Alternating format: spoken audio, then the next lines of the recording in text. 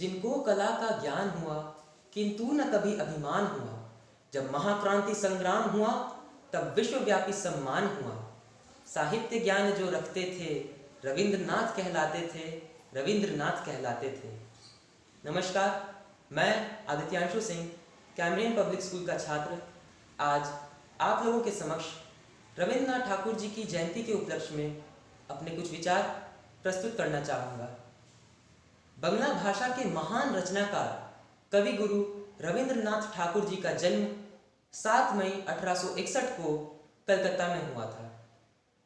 यूं तो उन्हें बचपन में स्कूल की विधिवत शिक्षा नहीं मिल पाई थी, परंतु फिर भी उन्होंने मात्र 8 वर्ष की आयु से ही अपनी रचनाओं को आकार देना शुरू कर दिया था। 16 वर्ष की आयु में उनकी पहली लघु कथा प्रकाशित हुई थी। वे कई लोगों के लिए प्रेरणा के स्रोत थे। चित्रांगदा, गीतांजलि, गोरा, घर बार, काबुली वाला इत्यादि उनकी कुछ प्रमुख रचनाओं के नाम हैं।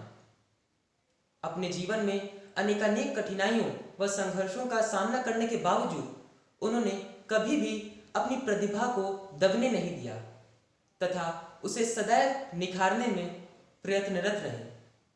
परंतु उनके लिए और सभी भारतीयों के लिए वह अत्यंत गौरवशाली क्षण तब आया जब 1913 में रविंद्रनाथ ठाकुर पहले भारतीय नोबेल पुरस्कार विजेता के रूप में चयनित हुए। परंतु जब स्वदेशी आंदोलन आरंभ हुआ तब उन्होंने निसंकोच अपने इस सम्मान को अस्वीकार कर दिया तथा राष्ट्रभक्ति का एक अद्भुत उदाहरण प्रस्तुत किया। उन्होंने सामाजिक कल्याण के लिए भी कई कार्य किए। उन्होंने शांति निकेतन में एक विद्यालय की भी स्थापना की, जिसका उद्देश्य था तत्कालीन अंग्रेजी शिक्षा पद्धति की धारा को भंग कर एक नवीन एवं उत्तम शिक्षा प्रणाली का निर्माण करना। शांति निकेतन में छात्र प्रकृति की गोद में अपना शारीरिक, मानसिक व आत्मिक विकास करते थे। रविंद्रनाथ ठाकुर जी ने न सिर्फ भारत व बांग्लादेश के राष्ट्रगान लिखे, बल्कि उन्होंने ऐसे कई गद्य व पद्य खंडों की भी रचना की जो भारतीय इतिहास के गौरवशाली पन्नों पर प्रकाश डालते हैं।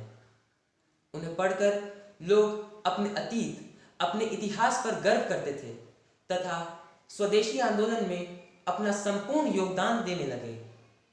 यूं तो उनकी हर रचना ही प्रेरणादायी है, परंतु मैं आज रविंद्रनाथ ठाकुर जी की जयंती के उपलक्ष्य में उनकी एक रचना गीतांजलि में संग्रहित मेरा शीश नवा दो कविता का वाचन करना चाहूँगा, जो हमें यह प्रेरणा देती है कि हमें अपने अहंकार का त्याग कर अपने आप को संपूर्णतः अपने ईश्वर को समर्पित कर देना चाहिए।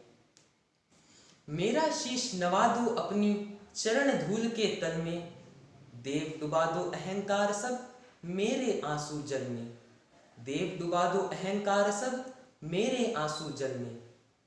अपने को गौरव देने को अपमानित करता अपने को, घेर स्वयं को घूम घूम कर मरता हूं पल पल में, देव डुबा दो अहंकार सब मेरे आंसू जल में। अपने कामों में न करूं मैं आत्म प्रचार प्रभु, अपनी ही इच्छा मेरे जीवन में पूर्ण करो। मुझको अपनी चरम शांति दो, प्राणों में वह परम कांति हो, आप खड़े हो मुझे ओट दे हृदय कमल के दल में, देव डुबा दो अहंकार सब मेरे आंसू जल में, देव डुबा दो अहंकार सब मेरे आंसू जल में। धन्यवाद। आपका दिन मंगलमय हो।